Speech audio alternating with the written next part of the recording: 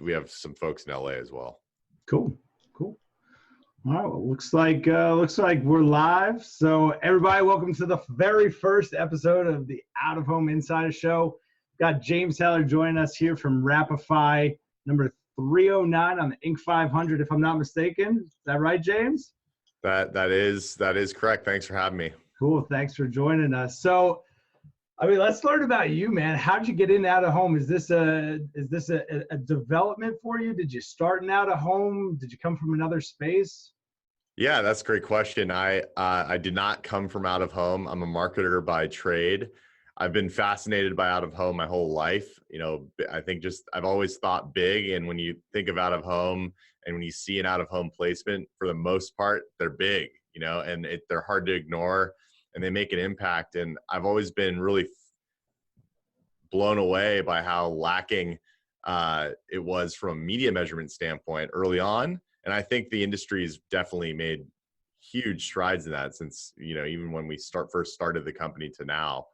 And we've seen Wrapify as being another advertising component, another segment in the out of home ecosystem. In fact, if you saw the Nielsen 2019 out of home industry report, it's the first time I think ever that they covered wrapped vehicles as a segment of out of home advertising. And I think a big part of that is what we've done, and also that that industry segment being created. Sure. So like the idea of a wrapped vehicle, right? It's not anything new. We've seen buses for a long time. We've seen out of home placements on top of taxi cabs. How'd you get from that idea to creating a measurable form of out of home for brands like Alaska Airlines, for example? How'd the whole thing come together, making it measurable? Yeah. So there's a couple. First and foremost, you're right. Wrapping vehicles is not a new thing. Wrapping cars and buses and trains and pretty much everything. That's been around for a long time. Wrapify is the first company to make it a measurable and scalable ad medium. So that's the first to market advantage that we had. But going back to like why this all started with me wanting to use a service similar to this. And I was running a event that was taking place in San Diego, a pretty big technology event. And I'm like, wow, this is right at the beginnings of Uber and Lyft and the sharing economy and the gig economy. And I'm like, why isn't there like an advertising component of the gig economy? And how cool would it be for me to just draw a polygon on a map, select how many vehicles, upload artwork, swipe a credit card, get out of home deployed, and then be able to have a dashboard like a Google Analytics style dashboard where I could log in and see the performance metrics around that campaign. Like why doesn't this exist? And then we looked, and all of the parts for the most part were on the table, but nobody's really assembled them. And so I think part of like why Wrapify started is like my whole career has been spent using all these pieces for different digital channels. And then also just the advent of the gig economy and the adoption of iPhone and mobile devices and the amount of ways we could pull location data and we could track an audience exposure, and being able to put all that stuff in a really intuitive platform that allows brands to scale this type of advertising nationwide is something that has evolved over the course of the last 5 years. Sure. I love the idea of leveraging what's already there, right? You mentioned the gig economy. So this, in a lot of ways, is that just who you're targeting for drivers? Is it primarily Uber drivers, Lyft, DoorDash? Is it that sort of thing, or can other people get involved too? Like I commute a lot for work. Yeah, but all of the above. We actually started off just being a means to monetize your commute. Today, about 30% of our driver base are rideshare, gig economy drivers, for those types of platforms, as well as regular everyday commuters that want to monetize their time on the road. About 200,000 drivers have either downloaded the Wrapify app or awaiting campaigns or active campaigns. And that number grows organically by a few hundred a day. Wow.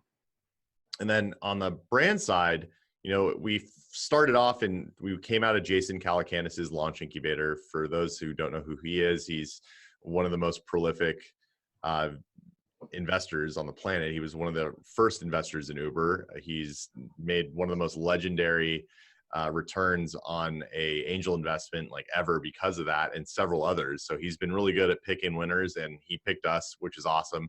So we went through his launch incubator. We came out of that.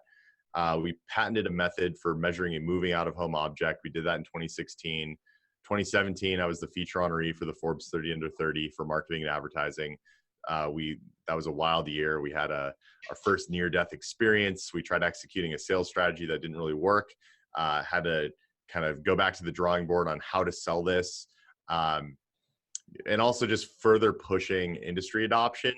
Breaking into this market and in this industry is not trivial, and it's definitely one where you've got to put in the work to be a part of it. And what's really cool about it is 2019 we've got a lot more industry acceptance.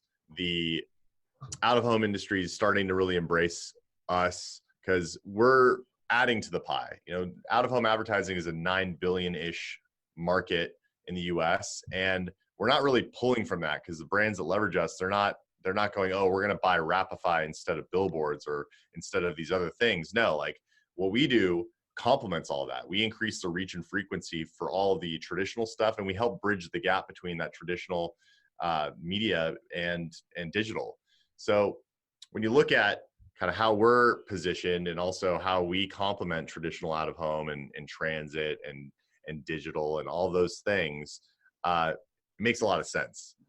But I think going back to like where we're at today and how long it's taken to get into it. I mean, I'm also now in the OAAA Innovations Committee, so I'm actually helping drive innovation for out of home in general, which is great. And that's something that really excites me because I think this is a really cool industry, and I think it should be a $20+ billion industry in the U.S. And I think the only way we get there is by embracing media measurement, embracing attribution, and us coming together and creating a platform to make it so that we can measure this and have standards for measuring it. So if we don't do it, somebody else is going to do it. And I want to make sure that, the folks in the industry have, or at least do what we can to help grow that pie. I think it's a great point that you bring up about adding to the total available market of out of home, and that you saw this radical, almost over dedication to all things digital, and it created this bubble.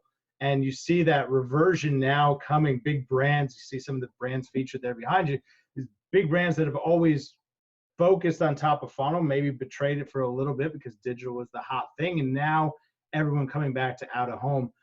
So it's an exciting time, exciting opportunity. You talked a little bit about the challenges of breaking into the space. Is there anybody else out there doing what you do? And if they're doing something similar, like who are your competitors in the space? That's a great question. I mean, go early to your earlier statement about top of funnel. You kind of just touched on it. I think part of what makes Wrapify really special is we're no longer top of the funnel brand marketing. We're now like upper mid funnel, and we're starting to see out of home move more further down the funnel because of our ability now to attribute what that out of home exposure actually did in terms of driving a conversion.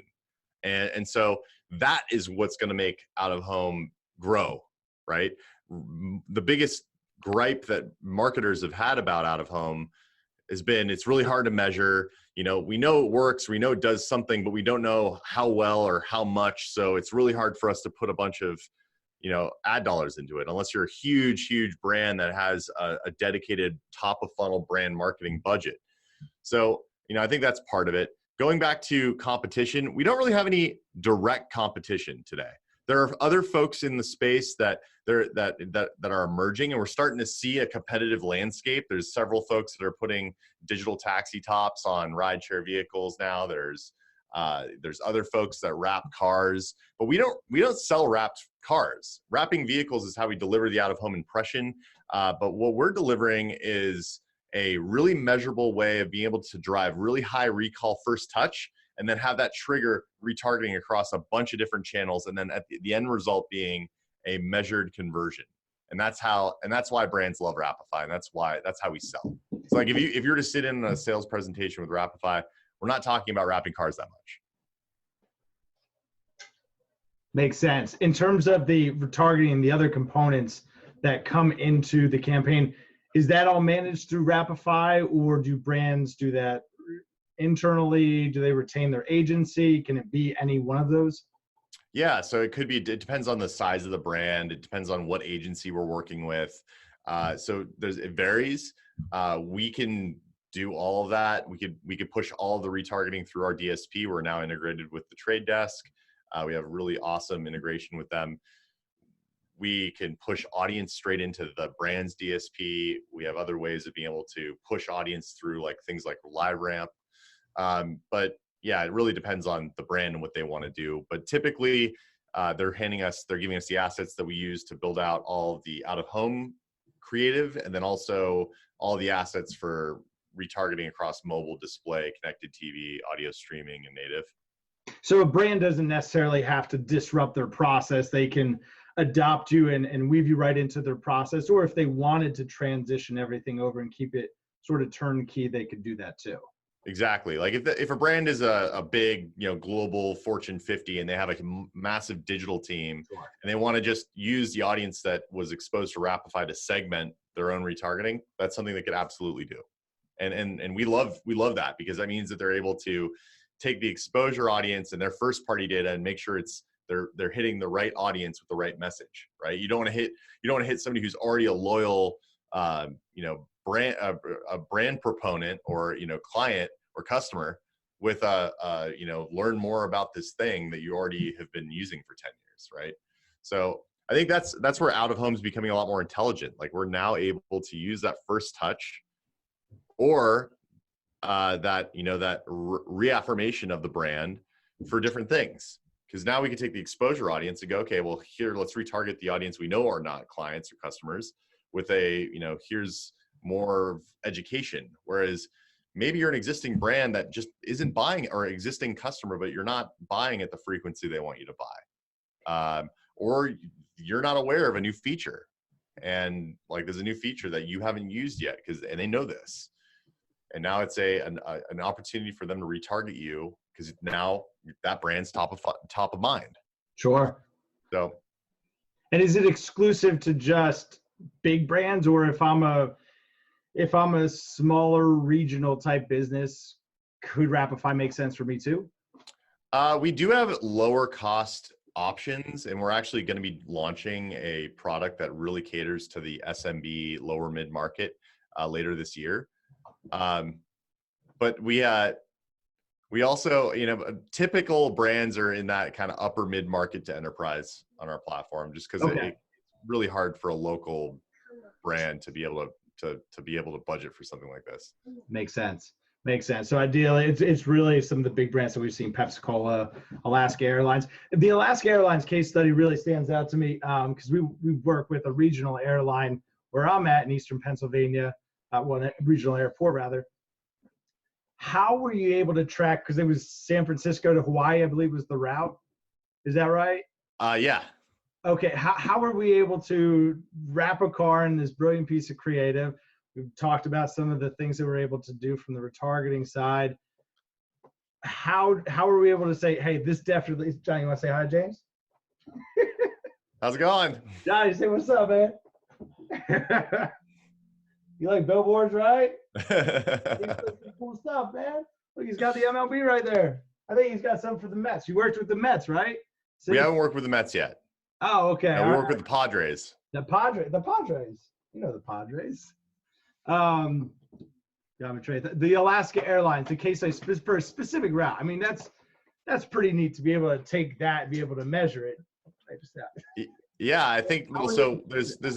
There's a couple reasons for why, right? So there's a bunch of different use cases for travel, and I think one of them is, if they have a specific flight route that's maybe underserved, they need to put they literally need to put butts in seats. Yeah, which is awesome. Which is like what out of home helps, what out of advertising in general at a very high level is what it does. So when you look at what Alaska did there, I thought it was really interesting because they're using this as a way to raise awareness for that flight route. And you also have you might have a little bit of an explosion. It's not real. You're just pulling the pin for this.